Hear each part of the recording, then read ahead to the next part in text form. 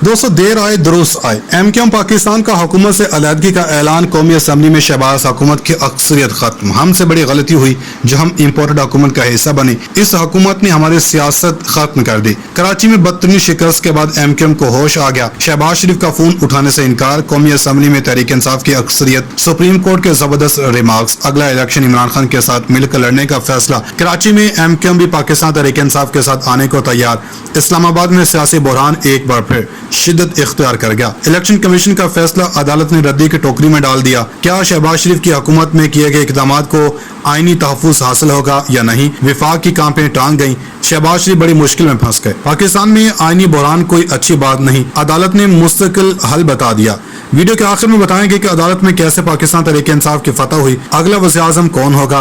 हुकूमत का जाना कैसे पाकिस्तान की सियासत बदलेगा? नून लीग धांधली के सब प्लान्स कैसे धरे के धरे रह गए? नाज़रीन, मार्च 2022 में पाकिस्तान में एक ऑपरेशन रजीम चेंज का आगाज हुआ। अब सवाल पैदा होता है कि विफाक में तो इमरान खान की हुकूमत चली गई, तो ये ऑपरेशन मुकम्मल हो चुका है? तो इसका जवाब है नहीं। पंजाब में ये ऑपरेशन रजीम चेंज मुकम्मल नहीं हो सका था। अब हुकूमती इत्तेहाद में मौजूद सबसे अहम जमात एमक्यूएम ने विफाक से अलहदगी का ऐलान कर दिया। इम्पोर्टेड हुकूमत ने वादे किए वो वफा न हो सके। आसिफ जरदारी एमक्यूएम को इम्पोर्टेड हुकूमत में फंसा कर खुद गायब हो गए। हुकूमत बचा लें या अपनी सियासत बचा लें, एमक्यूएम रहनुमा आपस में ही लड़ पड़े। इस्लामाबाद में इम्पोर्टेड हुकूमत का बचना नामुमकिन हो गया। नाज़रीन, इस्लामाबाद में फिर वही जो पाकिस्तान में हुकूमत बनाते गिराते हैं, इनकी मदद ली गई और यहाँ ऑपरेशन रजीम चेंज का जबरदस्त मरहला शुरू हुआ। कप्तान भी डट कर खड़ा हो गया। नून लीग को तो वफाक से ज्यादा पंजाब चाहिए था, लेकिन पंजाब में इनके साथ जो हुआ सबको मालूम है। जब लोगों को तोड़ जोड़ कर हुकूमत बनाई जाए तो इसका अंजाम यही हुआ करता है। पाकिस्तान में आईनी बहरान खत्म होने का नाम नहीं ले रहा। पंजाब पर नून लीग की हुकूमत खत्म हो गई। वो हुकूमत नहीं बल्कि कब्जा था। इस हुकूमत की कोई आईनी कानूनी अखलाकी हैसियत डे वन से नहीं थी। नाज़रीन, इमरान खान जो पहले दिन से कह रहा है कि इलेक्शन में आओ, जो जीता वही सिकंदर, मतलब जो इलेक्शन जीत गया वो हुकूमत बना लेगा।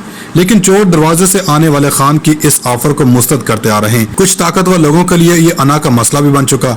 लेकिन एक बात तो साबित हो चुकी है कि आप कितने ही ताकतवर क्यों ना हो, 100% किसी की नहीं चल सकती। ये ऑपरेशन रजीम चेंज का प्लान बनाने वालों ने शायद सोचा होगा कि इस अवाम को भेड़ बकरियों की जिस तरफ लगाएंगे ये लग जाएंगे, लेकिन ऐसा नहीं हो सका। कौम जाग चुकी है। इस ऑपरेशन में नून लीग और इत्तेहादियों से ज्यादा बदनामी इन्हीं की हुई है जो कहते हैं हम न्यूट्रल्स हैं। ये ऑपरेशन रजीम चेंज एक बहुत बड़ा ब्लंडर था। इदारों को चाहिए कि वो अपनी आईनी हुदूद में रहकर काम करें। इसी में इदारे की इज्जत बका वकार है। जब भी आप लोगों की राय के खिलाफ जाते हैं तो ऐसा ही होता है।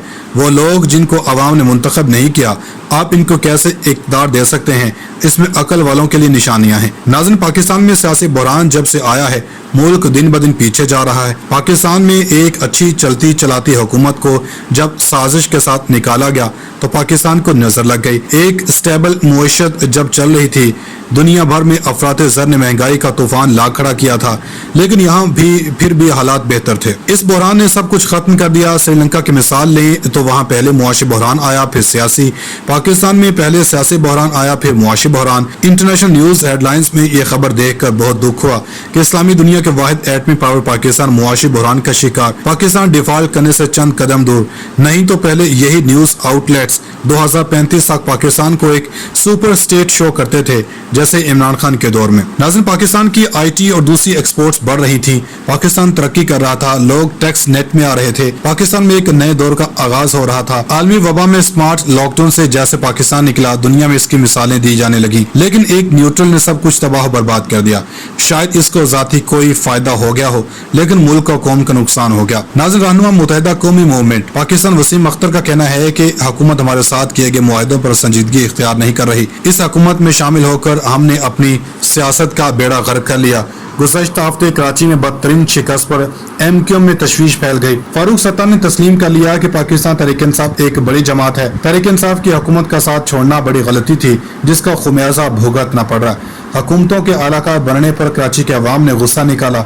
अभी वक्त है लोगों का गुस्सा कम करें। नाज़रीन, वसीम अख्तर का कहना था कि पाकिस्तान डेमोक्रेटिक मूवमेंट अपने किसी मुआहदे का पास नहीं कर रही, जिसके पेश नज़र हम अपनी वजारतें छोड़ने पर गौर कर रहे हैं। हमें हुकूमत से अलग हो जाना चाहिए। वज़ीर-ए-आज़म शहबाज शरीफ, मौलाना फजल रहमान, बिलावल भुट्टो और आसिफ जरदारी हमारे साथ किए गए मुआहदों पर अमल दरामद करवाने के लिए संजीदा नजर नहीं आते। जनाब आसिफ जरदारी साहब तो अब मुकम्मल गायब हो चुके हैं। वो शायद खुद हुकूमत से अलहदगी का सोच रहे हैं। लिहाजा हमें मजबूर ना किया जाए कि हुकूमत से अलहदा होने के लिए डेडलाइन दे दें। MKM शहर से अपनी छीनी हुई सीटें वापस हासिल करेगी। PTI हो या पीपल्स पार्टी, किसी जमात को कराची की फिक्र नहीं। नाज़रीन, इमरान खान के खिलाफ ऑपरेशन रजीम चेंज हुआ, जिसके बाद इमरान खान ने पाकिस्तान की गली कोनों में जाकर लोगों को बता दिया कि मेरी हुकूमत को क्यों निकाला गया।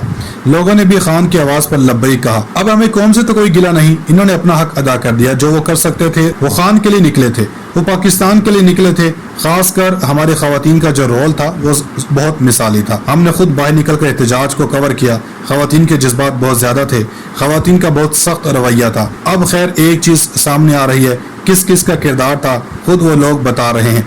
कभी ना कभी तो ये खौफ का बुत टूटेगा, और ना ये ताकतवर हमेशा के लिए ताकतवर हैं।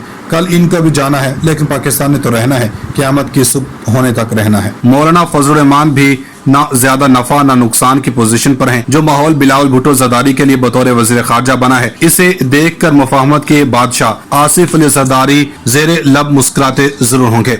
नौजवान वजीर खारजा ने अमेरिका में अपनी प्रेस कॉन्फ्रेंस में साबिक वज़ीर आज़म के रूस के दौरे का दिफा करके एक ऐसा इकदाम उठाया जो इनकी प्रोफाइल को मजीद बेहतर जरूर करेगा। जो माहौल बिलावल भुट्टो जरदारी के लिए बतौर वज़ीर खारजा बना है, इसे देखकर मुफाहमत के बादशाह आसिफ अली जरदारी ज़ेर लब मुस्कुराते जरूर हैं। उधर पाकिस्तान तहरीक इंसाफ ने इस हुकूमत के खात्मे के बाद जो बयानिया बनाया है, इसके नतीजे में इससे मकबूलियत जरूर मिली है। अब जलसों का मामला थम चुका। कप्तान पेशावर से लॉन्ग मार्च लेकर इस्लामाबाद रवाना होने वाले हैं। अदालती हुक्म आड़े ना आता तो नून लीग ने कप्तान को अटक पुल पर घेर रखना था। अदालती हुक्म के बाद PTI इस्लामाबाद भी आई और डी चौक भी पहुंची। इस्लामाबाद में जो कुछ हुआ, अगर रात के सिक्योरिटी एस्टेब्लिशमेंट अपना किरदार अदा न करती तो जो सूरत-ए-हाल पैदा होनी थी वो मुल्क के लिए कोई नेक शगुन न होती। गुज़श्ता रोज तहरीक इंसाफ चेयरमैन इमरान खान ने एस्टेब्लिशमेंट से किसी डील को मुस्तरद कर दिया, लेकिन रकम की मालूमात के मुताबिक इमरान खान का कुछ हलकों से राब्ता था, बल्कि बरह रास्त से राब्ता भी हुआ, जिससे इमरान खान ने धरना न देने का फैसला किया और 6 दिन की डेडलाइन देकर चले गए। इससे कबल तमाम फरीकीन सफेद झंडा लहराकर एक एक कदम पीछे हटें